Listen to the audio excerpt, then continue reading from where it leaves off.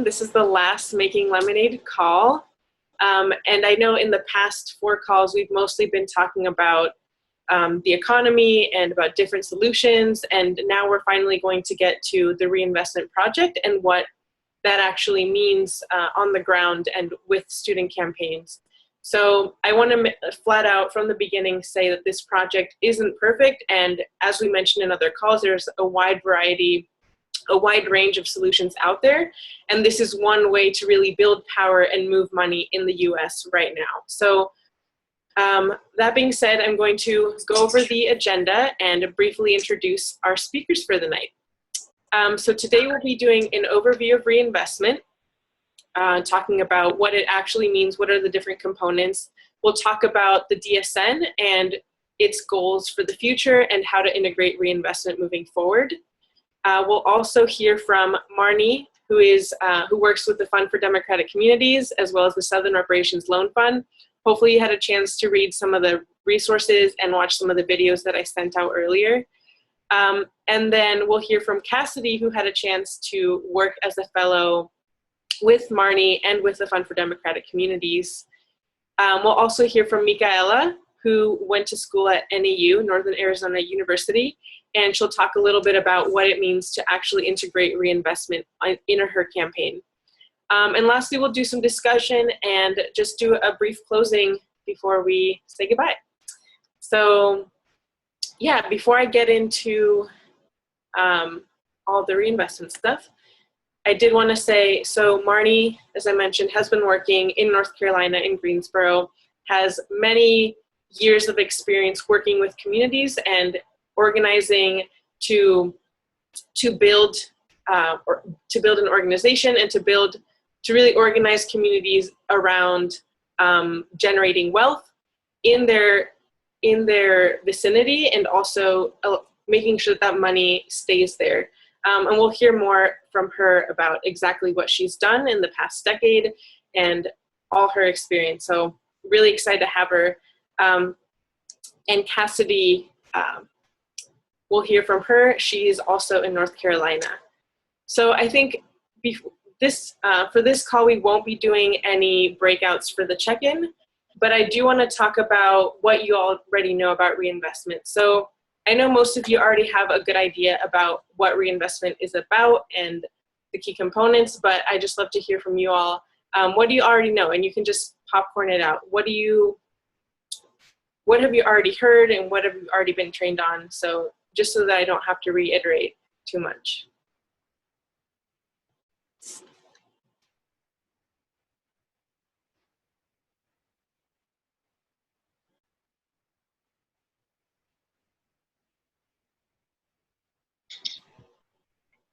One central component of reinvestment that seems important to me, I guess, that I focus on when I think about reinvestment is changing the style of investment specifically in a direction that is more democratic and more, and I guess less like non-extractive economics. So currently we have a lot of different campaigns that talk about divestment from fossil fuels, but reinvestment doesn't just mean taking that money from fossil fuel companies and putting it into banks. It means taking that money from fossil fuel companies and putting it into something that's constructive for our communities, and puts power and like economic power specifically in that case into the hands of the communities that have been harmed by those practices. That is a great summary. Thank you. How about, does anyone else have a different take on reinvestment or have any specific points about how it actually works?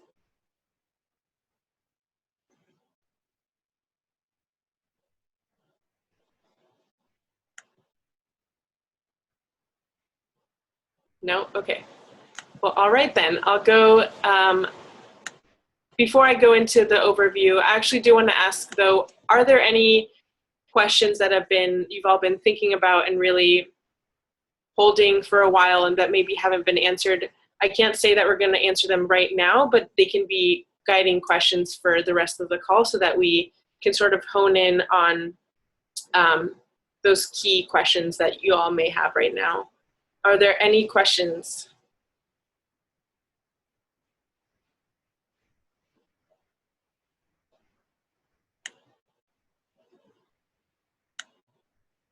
Well, throughout the call, yeah, thank you, Jess. So throughout the call, we'll have a chance to, you can just jot down the questions that you have, and then we'll look at them and address them throughout the call. So maybe you don't have them right now, but feel free to add them throughout the call.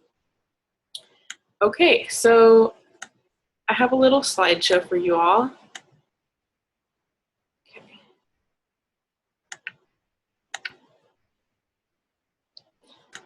One second.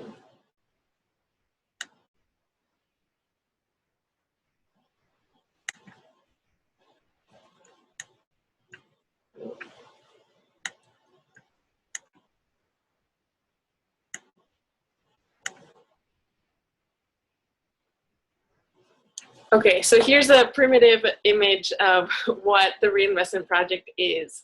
So on the right, we have reinvestment campaigns, and this is essentially the student side. This is the building power on campus side. This is about changing the narrative and about harnessing student power in order to begin to shift material resources.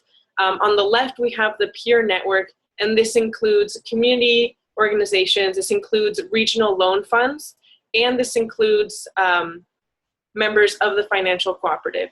So on the left is really the community side, and on the right is the student side.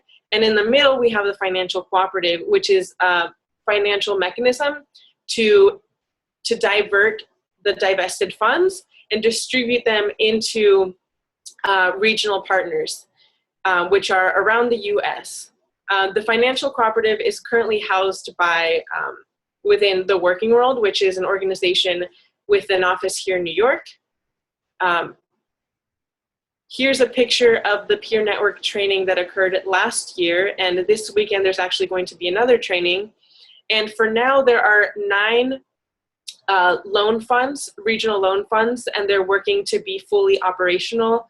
The financial cooperative in New York is the one that's most operational right now. There's also one in Baltimore, which is the Baltimore Roundtable, I think, for Economic Democracy. Yeah. And then we have here Richmond, Cooperation Richmond, the Southern Operations Loan Fund. We'll hear from Marnie about that. And then in Philadelphia, we have PACA.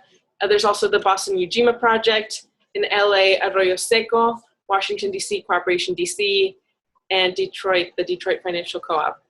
It's a lot of acronyms, but if you look in the slideshow, which I'll send out later, there's a link to a map, and we'll actually go through it real quick.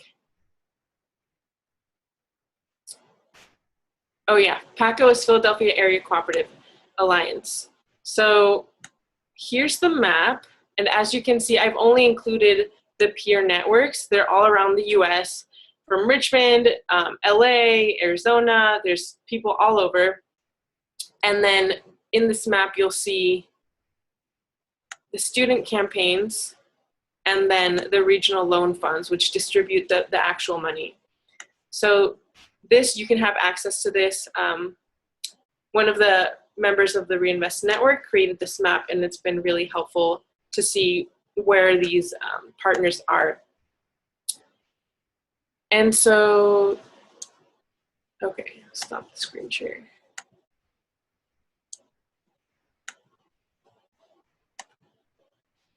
And then before we get into actually what this looks like for students, I do want to say, or provide you all with an update. Hopefully you all received an email through MailChimp, the first ever network-wide email with all these updates, but I did want to say that the Climate Justice Alliance, which is a huge partner in the Reinvestment Network, had a 4-year strategy convening in St. Louis, and they're hoping to add loan funds to the network, hopefully 5 to 10 within the next 4 years. And then also we had a gathering in Buffalo, New York in July. So this summer, it was hosted by the New Economy Coalition, and the Reinvestment Network had a chance to gather and really discuss updates, and all the stakeholders had an ability, were able to talk about how we would make decisions from going forward and also how funding would be allocated. Yeah, so that's just a brief overview of the reinvestment project and just some updates on what people have been up to. Does anyone have any clarifying questions before we get into the student side?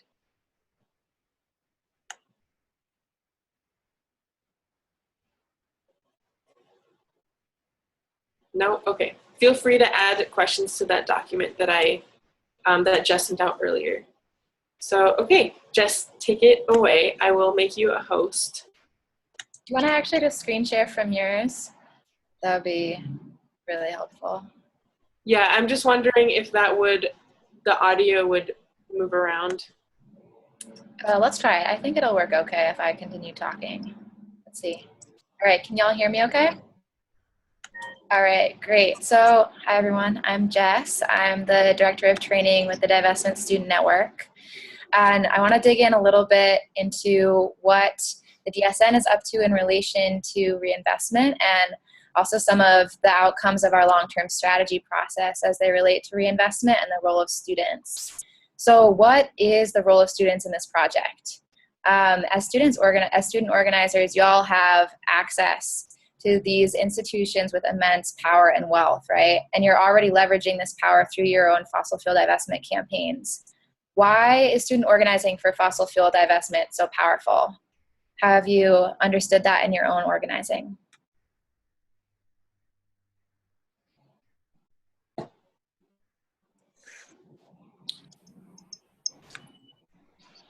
I know you all have some hunch about why fossil fuel divestment organizing is powerful.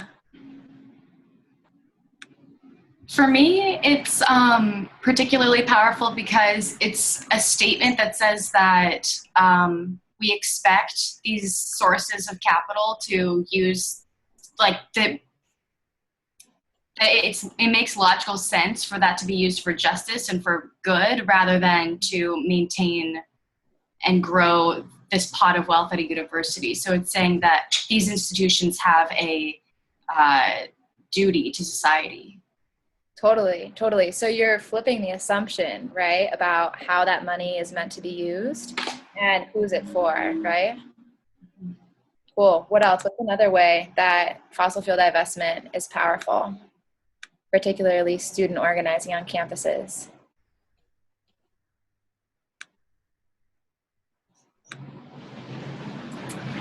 I'm going to call on Nikita.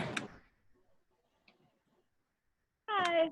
I don't know, one thing I've realized in fossil fuel divestment organizing as particularly powerful that's not directly linked with, I guess just in the process of seeking after the goal of divestment, I've found that it was a really good way of politicizing a campus and educating about climate justice in a way that I don't think a lot of other environmental movements are able to access or talk about in the same way, particularly through the justice lens. And that was something that is really powerful to me. Totally. I completely agree. And something I've seen as a huge part of that is really changing the story about how we understand the climate crisis and the roots of the crisis, right? And so we think about the theory of change of fossil fuel divestment as stigmatizing the fossil fuel industry by changing the story, right? And while we haven't focused on moving money out of the industry, reinvestment kind of completes that cycle, that through divestment, we're taking wealth away from institutions with wealth and investing directly in the kinds of solutions that we need. So the same goes for reinvestment, that our power organizing as students on campus is about changing the story and mobilizing young people around the idea of just transition and climate justice, right? And it's also about moving the money. So we have this massive megaphone in the fossil fuel divestment movement, and we have the opportunity to utilize that in order to change the story about what kinds of solutions we need around climate and economic justice, who should own them, and the need for a just transition to weather the climate crisis. And we can also directly move the money that our institutions hold in their endowments into community-owned solutions that are actually directly addressing the root causes of these crises, right? So we've started integrating fossil fuel divestment campaigns with reinvestment over the course of the past year. And this past spring, the Fossil Fuel Divestment Student Network worked with 6 pilot divestment campaigns to bring reinvestment into their strategy. And so those are Northern Arizona University, UNC Asheville, UMass, Stanford, Columbia, American, and NYU has also started to incorporate a reinvestment ask. And so while the strategies varied for each of these campuses depending on their context, most of them engaged in reinvestment strategy by either adding a reinvestment demand, which usually looks like 5% of divested funds being reinvested into a local revolving loan fund. And they also incorporated just transition and reinvestment into their narrative and their storytelling, and incorporated this strategy into their escalatory actions in the spring. So later we'll have a chance to hear from Micaela a little bit about her experience in directly bringing reinvestment into NAU's campaign and the really dope escalations that they did in the spring, which is really awesome. So over the past 6 months, y'all may have heard that the DSN leadership has been in the midst of a long-term strategy process to guide our campaigning over the next 3 to 5 years. And in the midst of this process, we've identified our purpose as an organization, and we define that to be to change the story and move money towards a just transition. And we do this through organizing students to run nonviolent direct action campaigns around fossil fuel divestment and community reinvestment. So clearly reinvestment is a really crucial and central component of the work that we see ourselves doing going into the future. And I feel really, really excited about that and feel like it's a very important place for us to be putting energy. So a vision is over the next 3 to 5 years to have all the campaigns that we work with to be guided by the vision of a just transition and incorporating reinvestment strategy into their campaign context to some degree. So what does it actually mean for campaigns to dive into reinvestment? I like to think about this as a spectrum or sort of like a ladder of engagement. And it depends on where your campaign is at and the context that you're working within. So for some of you, the first step might be facilitating a conversation with your campaign about reinvestment and starting to build some political alignment amongst your core team about what the project means and what are some of the underlying visions and assumptions behind Reinvest in Our Power. Then you might do an assessment of where your campaign is at, where your broader base is, what might be some of the barriers or challenges that you could meet while trying to bring reinvestment into your divestment campaign. And you also might start to map out what sort of just transition work is happening off campus in your region and what can you learn from what's going on there. How can you start to connect your campaigning on campus to what's happening off campus? The next step may be incorporating narrative strategy that centers reinvestment. So how can reinvestment and just transition and shifting money into community-owned solutions be at the heart of the stories you're telling? Then you may want to attend a training.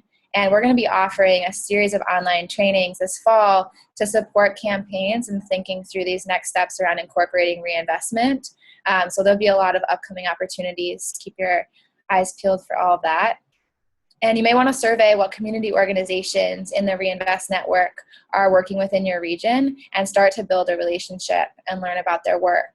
And we see building relationships amongst student organizers and members of the peer network or community partners to be a really critical and powerful component of this work, that we're not just moving money, but we're also shifting power, and building these relationships across different roles within the network is a really critical part of doing this work successfully, and also building long-term relationships across difference, which is really incredible. And down the line, you may consider incorporating a reinvestment ask.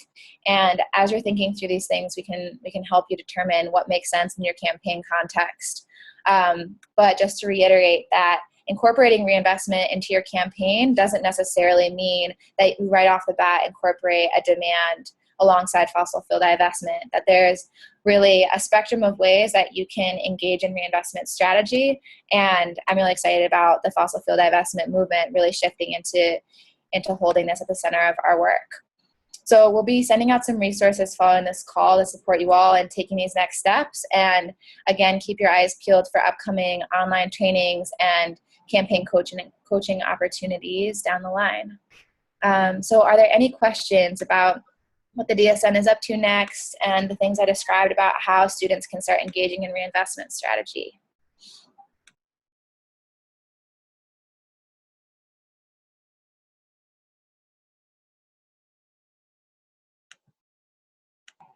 All right, cool. If there are any questions that come up over the course of the call, again, just throw them in the doc. And if not, you can always reach out to me. I can share my email and you can ask questions. I did just see one question coming into the doc that is, how does 350.org feel about the DSN's new purpose? This is a good question. We are actually entering into a listening project now to complete out our long-term strategy process, where we're going to be doing a lot of gathering of input and talking to both our organizational partners and student members of our network to feel out, like, where does this land with people? So keep your eyes peeled for opportunities to engage with that. In terms of 350's response to our purpose, I actually don't know yet. We haven't had a serious conversation about it yet, but I know that 350 has prioritized reinvestment work in the past, and they're also trying to figure out what their relationship to the project is going to be into the future. And I think they share the sentiment that moving towards reinvestment and bringing fossil fuel divestment campaigns into this work is a really important next step. So that's all I'll say for now. Any other questions?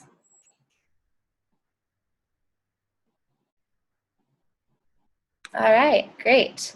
Well, thanks y'all for listening. I'm going to pass it over to Marnie, who again works with the Fund for Democratic Communities and the Renaissance Community Co-op, to tell us about her work in Reinvest in Our Power.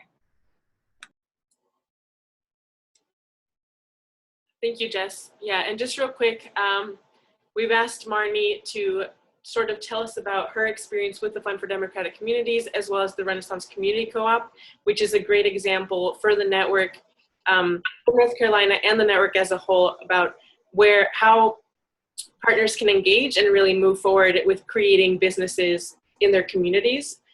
So we'll hear about her experience and also what it means, what her involvement has been in the network. She's played a huge leadership role in the past couple of years that this project has been developing. So it's really exciting to have her join us and tell us about her experience. So take it away.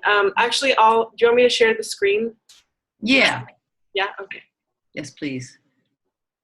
And then I have to do something interesting with this screen, don't I? Okay, not there. Here we go. View the slideshow. Present this thing. I didn't make you a host, so I'm just gonna continue to pass on the slides. Okay. Oh, yeah. So you're gonna move the slideshow. Yeah. Oh, great. Okay. So, well, wait. So, cool. Wonderful. So, Fund for Democratic Communities, just so you know, this is a private operating foundation that my partner in crime, Ed Whitfield, and I established back in 2007. And our focus at the time was, and it still is, nurturing authentic grassroots democracy.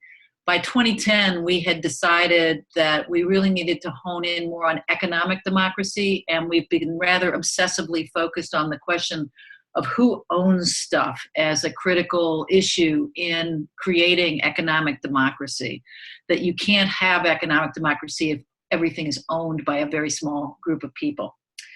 Our two current projects that speak the most to this whole reinvestment thing are the Renaissance Community Co-op project and the Southern Reparations Loan Fund project. And I'm going to talk about both of those, and then I'll talk about their relationship to the Reinvest in Our Power campaign. So what you're looking at right now is the logo for the Renaissance Community Co-op, and you can go to the next slide, please. This is the shopping center on Phillips Avenue in Northeast Greensboro. And in 1998, the Winn-Dixie grocery store, which is what's centered in this sort of fisheye look of the shopping center, it closed in 1998, even though it was a profitable store.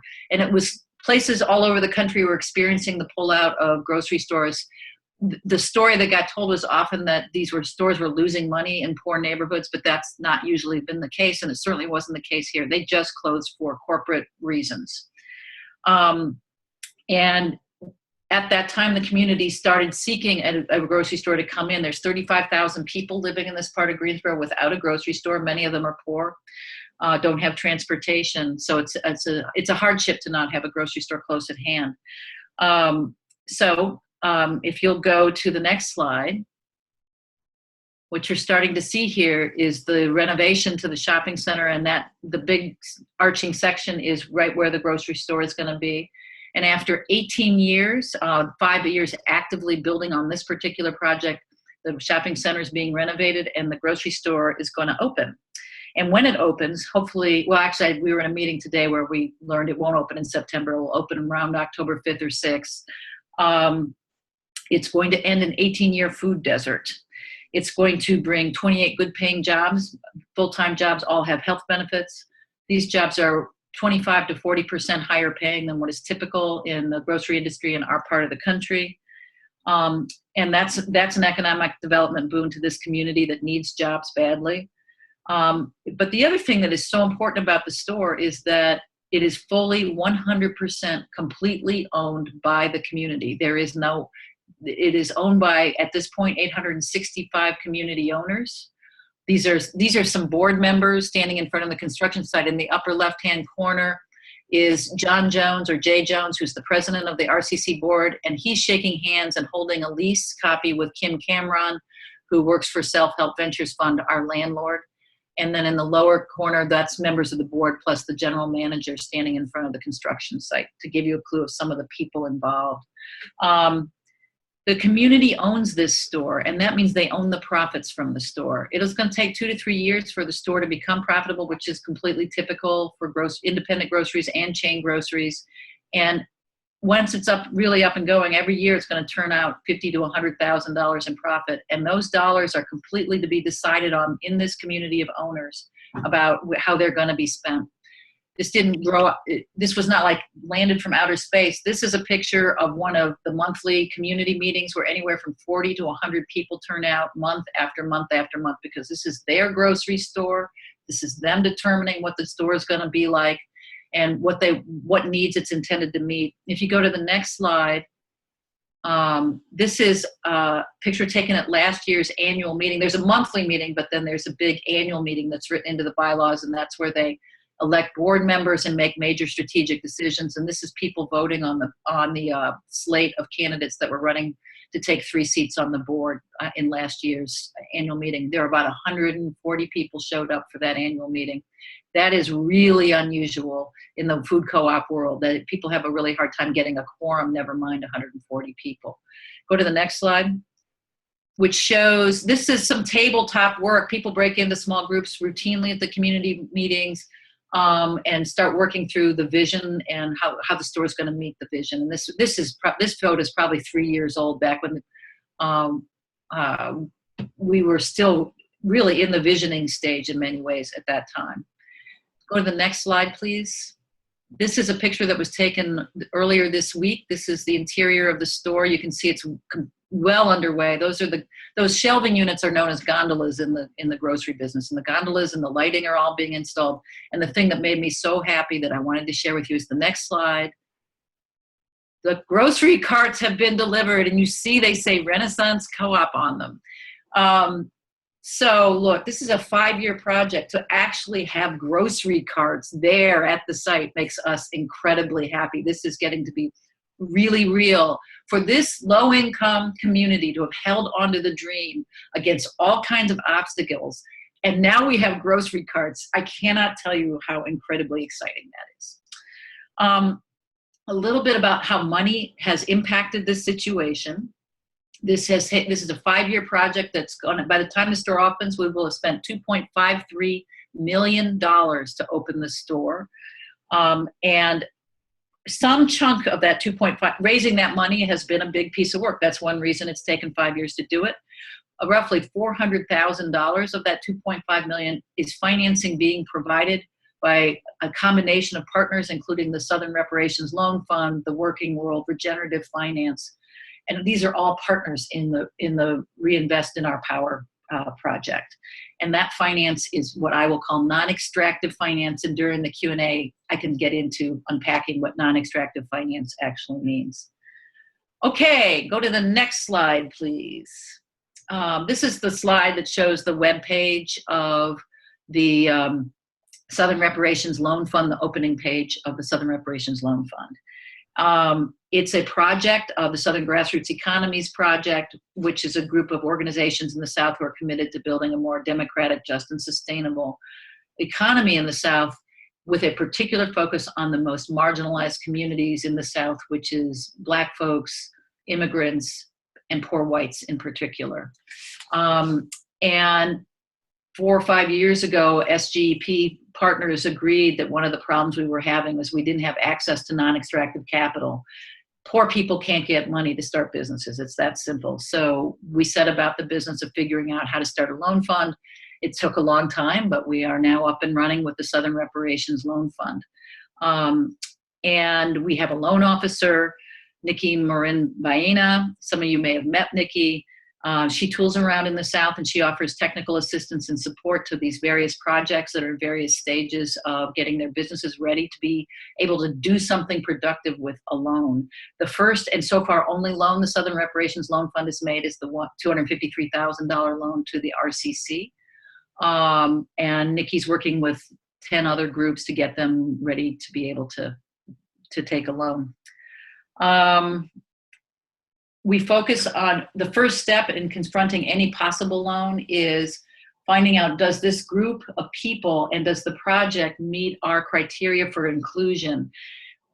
People who, basically, we're trying to focus our resources on folks that banks may feel are too poor or too Black or too immigrant. So we're making sure that the projects and the people fall in that category. If they do, we will work with that group of people until they're loan ready. A regular bank will say, you get a loan, and over here, no, you don't get a loan. And that's not our job at the Southern Reparations Loan Fund. Our job is to figure out, are they in the pocket of where we're trying to finance? And if they are, is to make sure they eventually get ready for a loan. So they're on a continuum of readiness all the time. Yeah, that's all I'll say about that for now. I will, if you go to the next slide, please, which I'll just leave this up here. You can read here while I'm blabbing. If you're not wanting to hear what I'm blabbing about, you can read some more words about the core values of the Southern Reparations Loan Fund, the radical inclusivity, non-extractive finance, and maximizing community benefit. So Fund for Democratic Communities and the Southern Reparations Loan Fund all play a part in the larger Reinvest in Our Power project, which is sometimes called the Reinvest Network. It was called the Reinvest Network for a long time, and earlier this year it changed its name to the Reinvest in Our Power project. My main role in the Reinvest in Our Power project has been playing a role in the fundraising and budget committee. And that's where I work with people from the working world and the DSN, Movement Generation, CJA, and other partners to raise the investment capital and figure out ways to democratically allocate that. And we recently received an $80,000 grant, where we had the practice this summer of figuring out how will all the partners in the Reinvest in Our Power community decide how that money gets allocated. And we succeeded at doing that pretty democratically.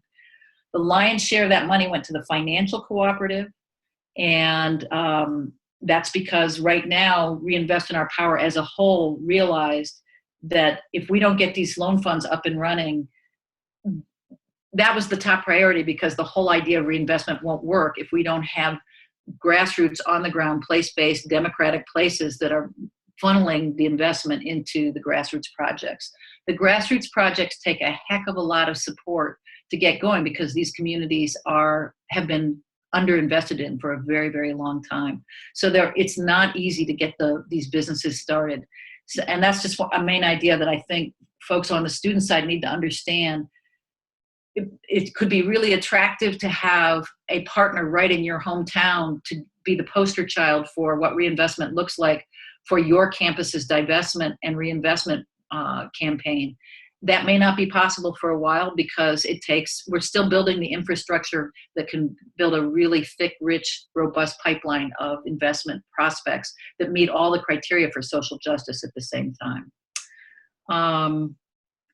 And then one other thing I'll say before we go to Q&A, this weekend is the second training among the peer network. The peer network is made up of the revolving loan funds that are all in partnership together in the financial cooperative. And there's three things that we do together as a peer network, or as the financial cooperative, I really should say.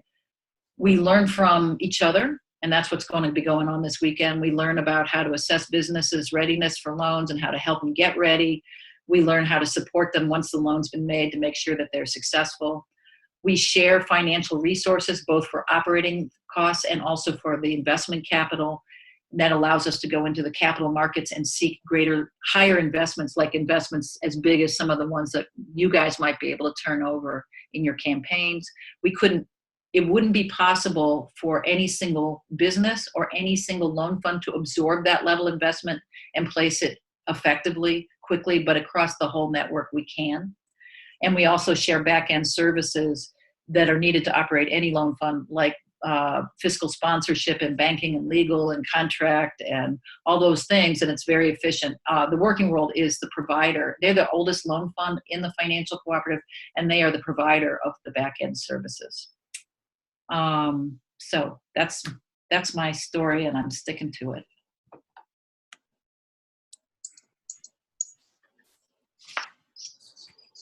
Thank you, Marnie. Does anyone have any questions for Marnie? This is a great opportunity to just bombard her with questions, because I know a lot of students can get confused about, like, what is this actually on the ground? Like, what do the peer partners do? Go for it, Helen.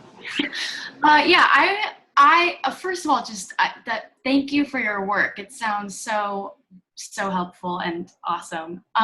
Yeah, I just was wondering how much political education is involved in the work that you do. Do you find that communities are interested in this style of building democratic economic systems, or does just the idea take a while to sort of become something people are interested in these communities? Yeah. I guess yeah.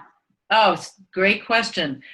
We are 5 years into a massive political education thing going on in Northeast Greensboro, where the grocery store is. And many people have come a long way in their understandings of the need to not just get a grocery store, but also change the way the economy runs, and that their role in the economy we're shooting for is to be owners of and deciders of their own future economic development, and so on and so forth. And yet it can still happen in an RCC community meeting when one of our staff stand up and say, okay, now that the grocery store is almost here, what do we want to work on next in this? What do we do next? And it's not uncommon that somebody raises their hand and says, shop at the grocery store? And because the sense of agency, the sense of we're in charge of our financial and economic destiny is just, it's a big job. So great. The political education continues and continues.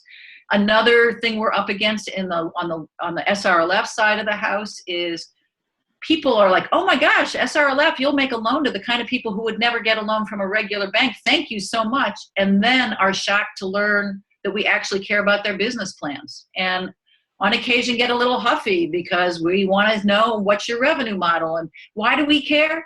We're not judging them the way the bank judges them, like whether they're good or bad people or anything like that. We need to know that to be non-extractive, we have to make sure, and successful, we have to make sure that the business succeeds to the point that everybody who works there gets paid, that the other bills get paid, and there's enough money left over to pay the loan back at some point, at some reasonable, knowable point in the future. And that's been hard for folks to get their minds around. It's even harder for folks who come originally from the social justice background. They don't get business particularly. And so there's this whole education thing that has to go on with that. So yeah, it's an unfolding process all the time. Cassidy looks like she's trying not to laugh about something. Cassidy's going to unpack the dirty underside of the RCC because she's very familiar with it now.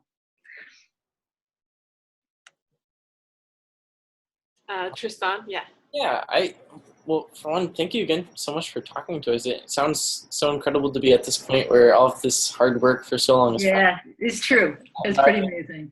Come to parts. Mm-hmm. And I'm super excited just to hear about, just hearing for several years now about all the sort of infrastructure being put into this project and into the entire sort of Reinvest in Our Power project. And I guess I'm sort of curious to hear, just what's some of the thinking about how what the sort of future looks like, especially with all of these financial hubs sort of getting up and running. What is sort of the future going to look like for both for Fund for Democratic Communities and maybe a bit for the entire network as well?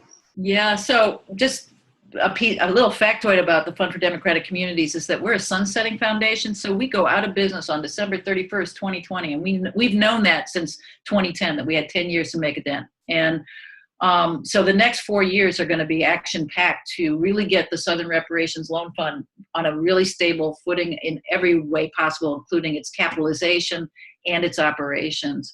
And we're not there yet. And we're going to work really hard for 4 years to get to the point. And I think in 4 years we will be. We won't be owning a grocery store. We never had any intention of owning a grocery store, and we don't currently. I mean, many of us on staff at F4DC own a share, but so do 865 other people own a share in that grocery store. We have one vote, one share. So we won't be doing that, that's for sure.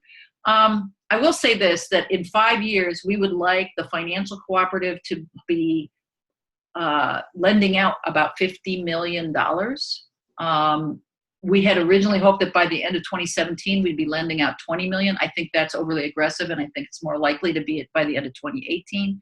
We only think that's possible if there's 10 to 15 loan funds in existence, because the curious thing about lending is you've got to have investable deals, and the pipeline isn't rich. So a tremendous amount of work over the next many years is going to be developing the capacities in local places to develop these businesses, to know how to operate a loan fund that adheres to the values, but also has good business sense and makes good decisions about where to make investments.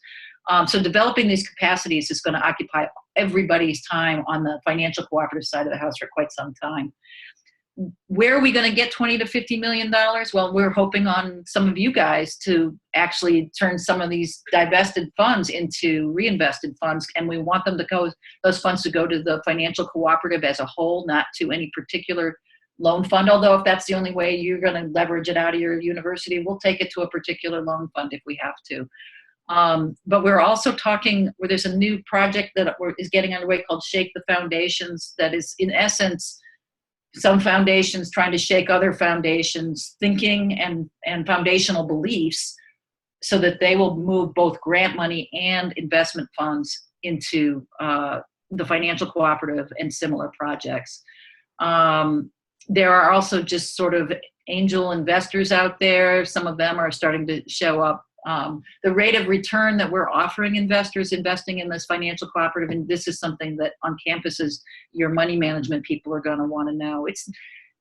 We're still working through all that, but they can share, they can get into profit sharing arrangements, which means the university's rate of return will be dependent on how successful the businesses are that are at the bottom of the pipeline, sort of. And maybe it's going to be 2 to 4%.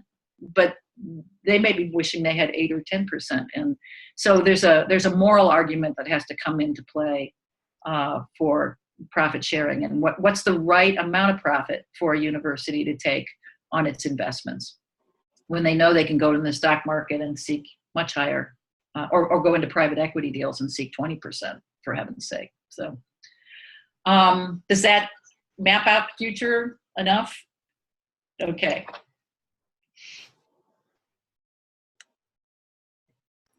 Well, anyone else have? Oh yeah, sorry. Actually, I do kind of have a follow-up question. Sure. I go to school in Connecticut, but I am from Alaska, which is a place that is rapidly facing economic collapse right now. Yeah. Totally undiversified petro state, maybe where Appalachia was, 30, 40 years ago or something. And right now it's all collapsing, and there's no real hope that oil is going to come back, and it shouldn't either. And so I think we're really sort of at the early stages of looking at what economic diversification looks like, and as sort of a resource colony, we don't really own any productive capital whatsoever. And so sort of thinking the long term, me and other people back home are probably interested in these kind of projects. And so what does it look like for more people to get involved? Like, are there just things like that? Mm-hmm. So the Climate Justice Alliance has a significant set of partners that are being funded right now by the Chorus Foundation, which funds the Climate Justice Alliance in general. And Alaska is one of the places that the Chorus Foundation has fixed on, as is Eastern Kentucky as well, which is, as you said, 30 or 40 further years ahead of where Alaska is probably heading. With coal, the dominance of coal has ended in Eastern Kentucky, as oil is ending now in Alaska. We should talk offline about that. I just feel like that's the community of folks that you need to connect to, is the Eastern Kentucky folks and the Alaska folks maybe should be talking to each other to figure out how to get more involved in this stuff. But I don't have a beat on how Alaska specifically should plug in, but I agree with you. It's a shit show on its way for sure. Thank you. Yeah. Does anybody want to know what non-extractive finance means? Okay. So by this statement, we mean that nobody who borrows money from the Southern Reparations Loan Fund or any of the loan funds in the financial cooperative, that no one who borrows that money will be any worse off for having borrowed it. Nothing will be extracted from them, even if the business that it was invested in fails.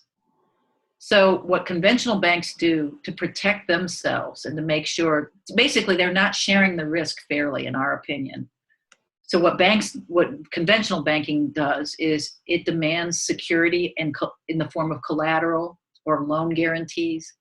And that means they always get their money back out, regardless if the business succeeds or fails. One of the things that we will never do in a non-extractive finance situation is that we will never take collateral that is not intimately connected to the loan itself. So it is really common when small businesses go to the bank to borrow money right now that all the people in the business have to put, if they happen to own a home, they have to put their homes on the line as collateral to get this loan. So their personal wealth is being held captive in some ways in order to get this business loan. We won't ever do that. There are situations where we may take collateral if our money is being used to buy a piece of productive machinery, for example, or like say a truck that's a delivery truck or a donut making machine or whatever the thing is. If our money is being used to buy that and the business goes belly up, we do have the right to take that machine or that delivery truck back to try to sell it to recoup some of what we've lost if the thing goes belly up. But we will never go into people's personal pockets to get loan guarantees or collateral that's personally held. The other big difference that non-extractive approaches take, it means that when a conventional bank loans money, and some of the money that RCC borrowed is like this, like right now, last week, we paid $622 in interest to another lender, even though the store is not open. Where do you think we got the $622 to pay that interest? From the loan. So we are or from our other resources. We're consuming our own resources to keep that bank happy. And this is completely conventional that when you borrow money, you pay interest right away. But in our approach, you don't start paying anything to the lender, us, until you have the means to do so. So for example, there's different ways that gets set up in the RCC story. RCC doesn't pay interest, it pays a royalty on net profits. Well, that means we don't pay any royalties until we are net profitable. So it's not a burden on the RCC.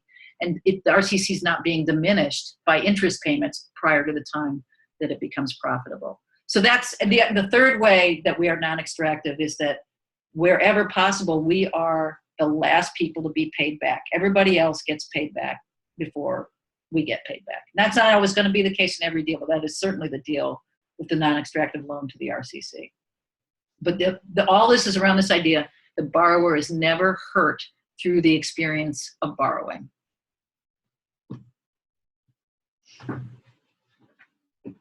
Other lenders say, how are you doing that? And we don't have time to unpack that right now, but there are new ways to think about this whole relationship between lenders and borrowers that if you rethink it, you can do this. The financial models that have been driving lending can bear a great deal of reexamination and new approaches and still be financially sustainable.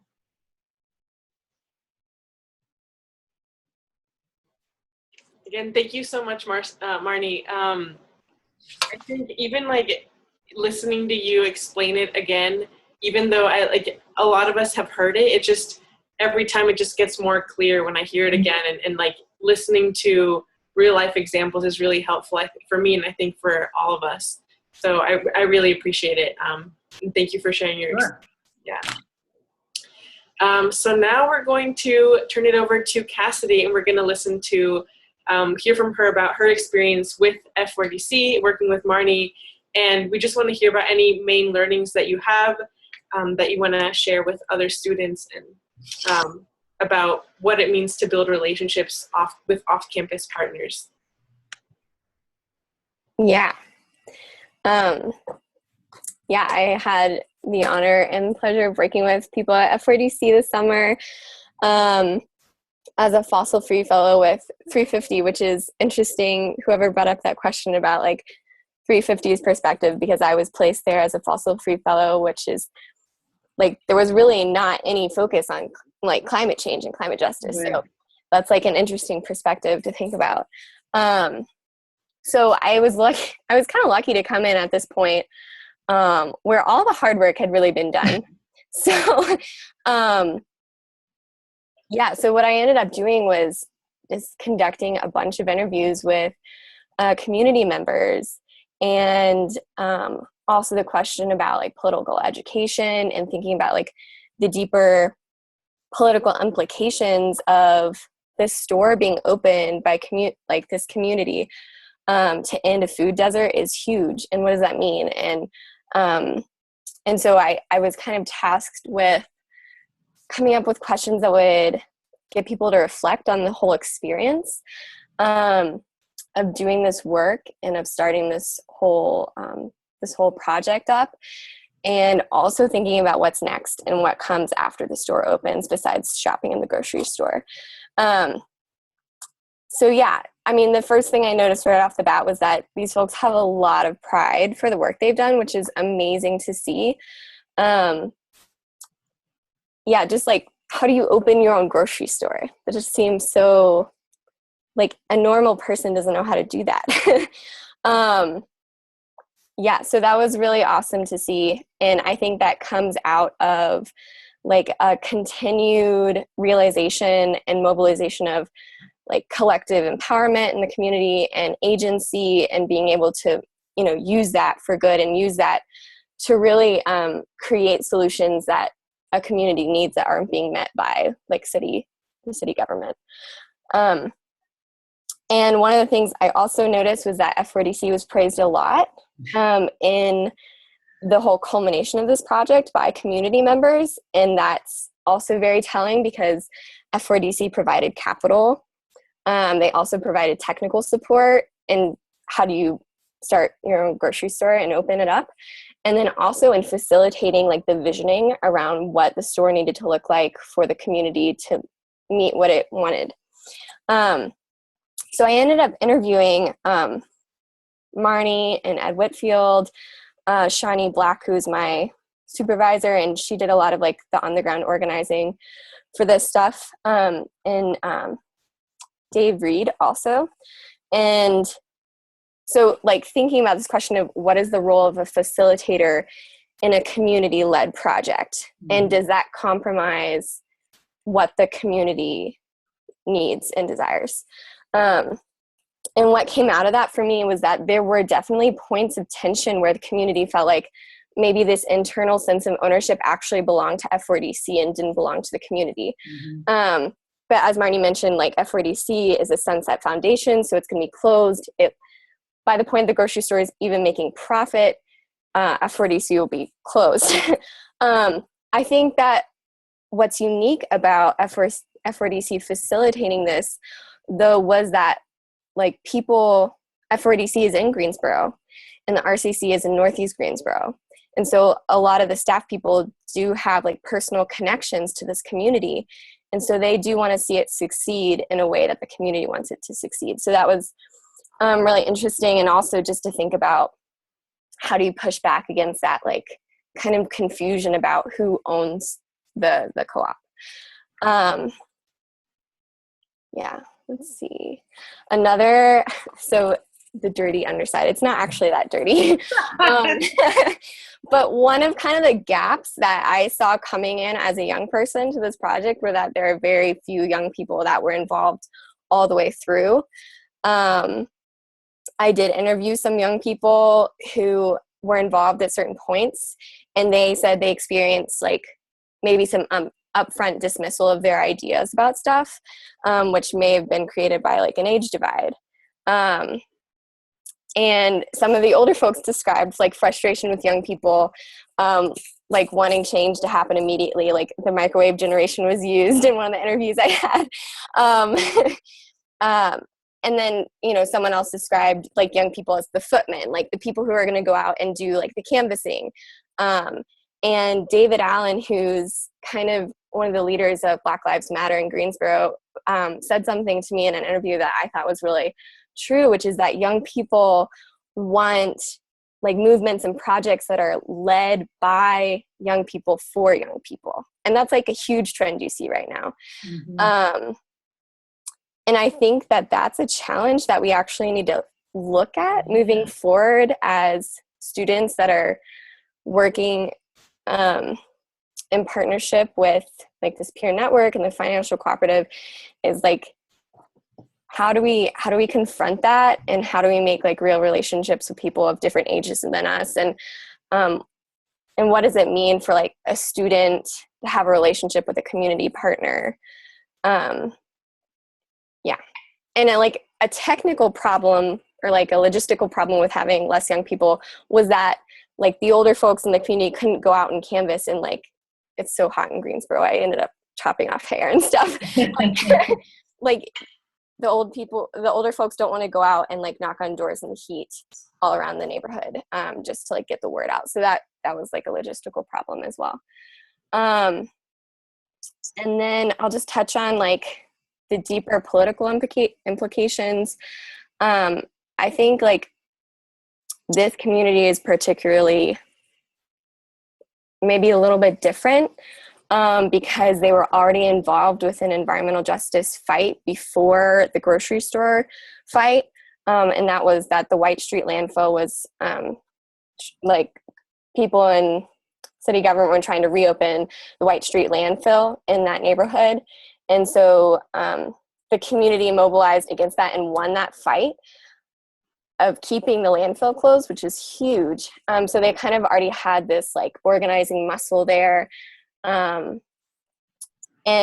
initially what happened when the Winn-Dixie closed that started the food desert was that they were trying to get other conventional grocery stores to come in to take the place of the Winn-Dixie. So what came about was like Marnie and Ed had this idea of introducing the co-op model to them, and they introduced it to them. So like it wasn't necessarily an idea that the community had right off the bat by themselves, which says something about like the political education that has to go into it. Yeah, let me see, anything else? Oh, one just like interesting thing is that the grocery store is going to carry conventional foods. So I think this is a really cool aspect of the RCC is that, and like Dave Reed will tell you, hopefully, I think my interviews will be online at some point, and Dave Reed, who like facilitated some of this work, he was talking about why he thought the RCC was so cool, and it's because he has like a disruptive streak was what he called it. But the RCC being like a conventional grocery store that will carry conventional foods that aren't all organic or natural, they're economic and they're what the community wants and needs in order to be able to, feed their families in a healthy way. It's kind of disruptive to the whole grocery co-op narrative at the like right now that's happening, that in order to eat healthy, we have to eat organic and natural foods. But that often is really exclusionary and doesn't allow poor people of color or poor white people to have access to that food. So, yeah. And I think that just in general, having relationships with off-campus partners is going to be kind of tricky to navigate, because I don't think we should expect to be able to come into communities as students and like be a part of the conversation about what needs to happen in that community, because that's totally up to them. And they know best what their community needs. So, but I think that it was meaningful for community members to have, like, start to form relationships with other people on the outside. And so, yeah, I guess that's it. It was really an amazing thing to see, even kind of towards the end, and I can't wait to go to the grand opening. Yeah. Yeah.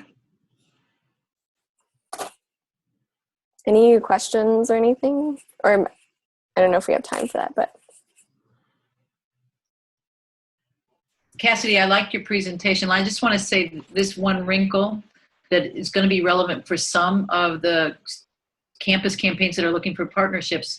It was really one thing that's true. Cassidy's a white person. This community is a black community. And she did a great job establishing rapport with a bunch of old geezer black folks, basically, and some, a few younger folks. But the race dynamic, it has to be accounted for, as well as the age dynamic. There was, like, we couldn't just send Cassidy into the neighborhood by herself to knock on doors, because she just doesn't have cred in that neighborhood. And it isn't just that she's young and just that she's a student and just that she's from App. It's got this racial dynamic as well. And at F40C, we try not to trump up race all that much, to tell you the truth. I mean, we want to end racism really, really bad.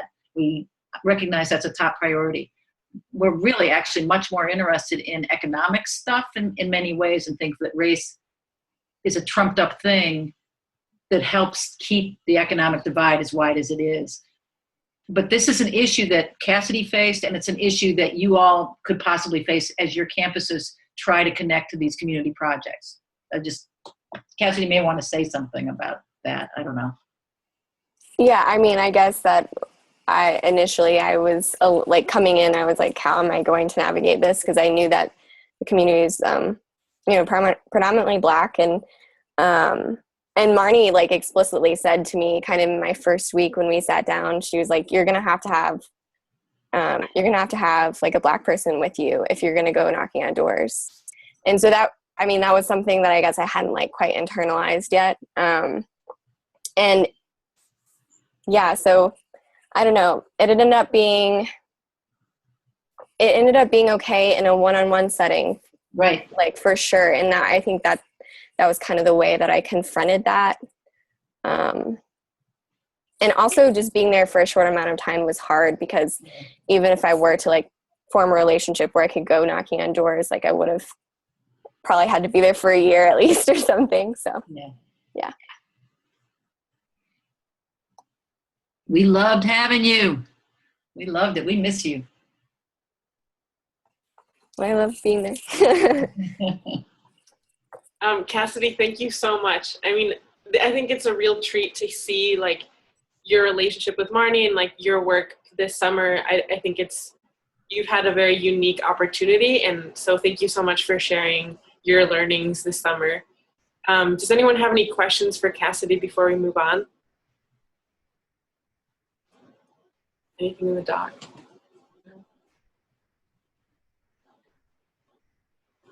I actually have a question. I'm curious, Cassidy, if you have thoughts about if you are planning to maintain relationships with the communities that you worked with this past summer, or if you want to speak to that at all. Yeah. No, I really hope to. I don't really have like a formal structure for that, how that might look, especially because we don't really have a reinvestment campaign. Like, that's a reinvestment ask at my campus right now. But North Carolina, when we initially kind of started up our divestment coalition across the state, we talked about having a relationship with the RCC, or at least trying to reinvest. And at that point, like the whole infrastructure wasn't really set up yet. No, I want to. I mean, if not like through my campaign, I want to be able to go back and visit, and people voice that to me as something that, you know, like come back and visit when I left. So, yeah, I think so. I think this navigation of relationships between the campus folks and the projects, it should be done. It's harder than you think. Schedule alone, students been promising to come over from UNC Asheville for a long time, and it just hasn't happened. It's not that they really, really want it. Schedule's hard. We're 3 hours away. If it's not in your backyard, and it's just hard. And that doesn't mean we shouldn't keep trying. It just means it's hard. Yeah.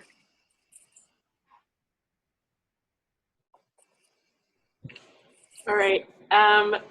Okay, Mika, so I don't know if we'll have too much time to discuss, but we do want to hear from Micaela. Again, she was at Northern Arizona University and has already had some experience with campaigning around reinvestment. So let's, take it away. Great. So I'm just going to speak a little bit about my experience with trying to launch a reinvestment campaign, as well as some things that I found pretty crucial. And again, it's like still, I guess, in the process. So, it's like an ever evolving, it's not done. So I guess I'll just set the context. So I would say in December, we were selected or decided that we wanted to be a reinvestment launch campaign. So this looked like having a few select students picked to be on reinvestment calls and kind of take on that aspect of the campaign more specifically. And as I'll go into it, this presented a few challenges, but also I think a lot of learnings from that. So at NAU, there's a couple of goals for the reinvestment campaign. I would say that it is particularly around changing the public narrative and moving the money, as well as in like a longer view, having students be able to hold long-term relationship building with particularly our community partner, which ended up being Black Mesa Water Coalition. At the time that we were looking to launch, I think I really found this dichotomy between, or I held this belief that the dichotomy between escalation and reinvestment was false. But it actually, I think the fact that we were escalating with a 5-day sit-in where several students were arrested, and it was a very escalatory spring, did make the integration of reinvestment more challenging. So we found that when we did this, just with where we were in our campaign, the most successful thing for our campaign at the time was being able to integrate reinvestment into our public narrative through a launch, which was done through the nonviolent direct action we did, continuing to integrate a reinvestment ask into our internal negotiations with the administration. And we found it really helpful to be able to have reinvestment launched through a very public moment. Something else that I think I realized through working on reinvestment as a student is that it's really pushing what's politically possible. We're in a different political moment than when divestment kind of launched. And so while divestment was pushing what was politically possible at the time, I think I found that something that is both challenging but really inspiring as a student about this project is that we are pushing what's politically possible on campuses. And I found that the base building in campaigning as well as escalation, has really been able to support our internal negotiations around both divestment and reinvestment. So I'm quickly going to dive into what was really successful about launching a reinvestment campaign. In it, and I'm contexting it in this time of intense escalation. So our sit-in actually provided a lot of unique opportunities to incorporate reinvestment. During our sit-ins, we did a lot of teach-ins and sessions on reinvestment and training. And in our public statement, like after we got a response from the president, which was the result of escalation, we were able to really launch that public narrative. I think also an opportunity that we had through escalating was, and I think we didn't do this as well as we could have, but being able to have high profile media. And I think that's another piece, but I think a challenge is that is like not speaking for the community that you are trying to build those relationships with. Something that was challenging is that we had about a semester to do our reinvestment training for our whole campaign. And I would really advise actually against that because it was really hard trying to train students in nonviolent direct action while doing really intense political education. And it was a lot for the campaign to handle. So moving forward, I think what's going to be happening with that campaign, I'm not as connected to it now because I graduated, is using summer as kind of a training and visioning time, fall as a continued training time and having a base building focus, and then being able to use spring as more of an escalation focus. Something that was also successful that I mentioned is including reinvestment as part of a response or launch out of the escalation to give it a narrative edge in changing the story. And then many of you probably know Christy White. She was a fellow through the Fossil Free Fellowship with Black Mesa Water Coalition. And so she was able to partner and build a relationship with the community partner over the summer that I think she's going to be able to continue to maintain and hold a relationship. A couple of challenges that we faced is that our campaign was very divided around what victory was for the campaign. So some people saw divestment as this is what a victory is for our campaign. Some people saw reinvestment as that, and having that disalignment in the team was extremely challenging. I also think that because the project is so new, there's not a lot of resources around the financials of reinvestment, and we were kind of trying to figure that out as we go. And that dives into like in internal negotiations, like it's really hard to sell decision makers on like why this is so, like why I need to do this when their mindset is still in a capitalist mode of functioning. I think it was very challenging with partnership. Again, I'm trying to go through this quickly because I know I have limited time and I want to do some Q&A. But particularly the most challenging pieces of that for our campaign were communicating expectations, kind of reaching alignment with partners around what mutual work looked like, and building that relationship. So this summer was really crucial. It was really crucial to that. I found that we were also worried about stepping on toes, and that was particularly around crafting an internal ask. And I think something I found is that it can be a little bit more challenging for students to understand their stake in just transition work than it was in divestment. So I'm quickly, for the next minute, just going to run through some advice and suggestions that I have for students who would like to try and launch a reinvestment campaign and then take questions. I would really recommend front-loading the political education and relationship building. I actually think that's key to actually launch, before you actually launch the reinvestment campaign. And you may want to think about meeting different sectors of students where they're at through teach-ins that really are able to actually meet students in where they already are at with their political education. So maybe doing different political education with your base than you would with your core team. So making sure that your full campaign can be aligned on reinvestment and engage with partnership work and that it's held by the group not just by one or two students, although we did find it helpful to have one or two students really holding the partnership relationship. In this case, we had Christy and Karina was working with Black Mesa Water Coalition on the side of her work with divestment. Also having transparency to take back report backs to the full team.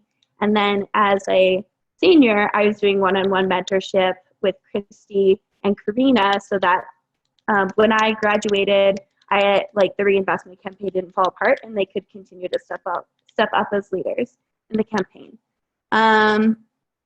So let's see.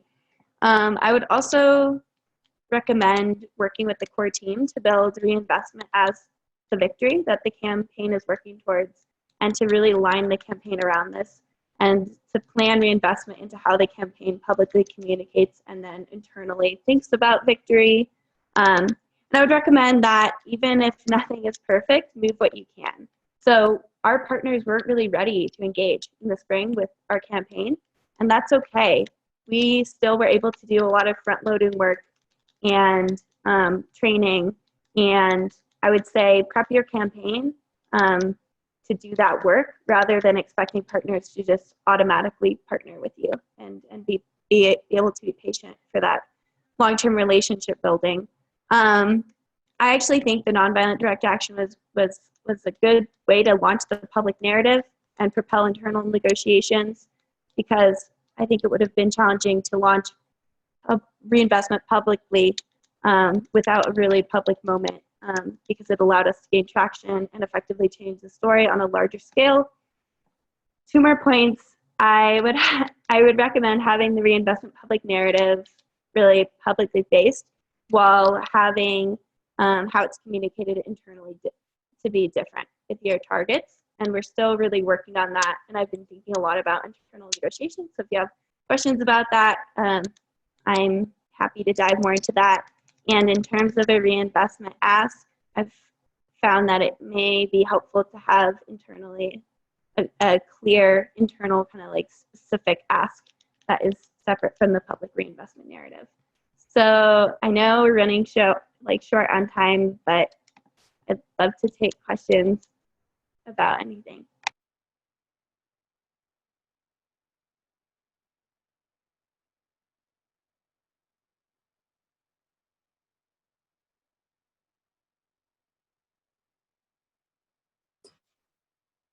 I put a question in the doc.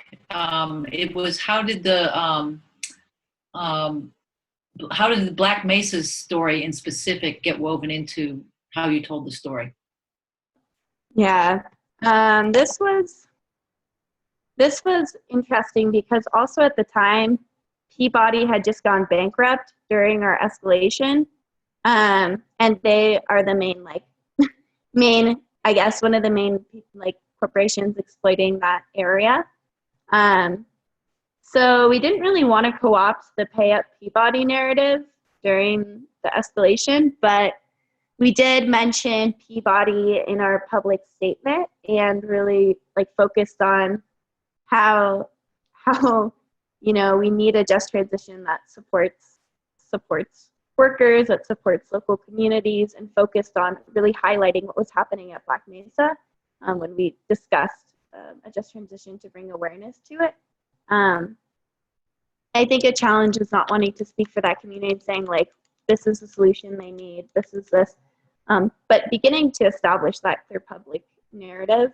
I'm hoping that we will be able to actually work on crafting our public narrative with the community at Black Mesa, with these more newly built relationships that the students there are holding. Yeah, I don't know if that answers the question. It does. Thank you. I wondered, what was the response of the Board of Managers or the administration, if there was any at all, to the reinvestment ask?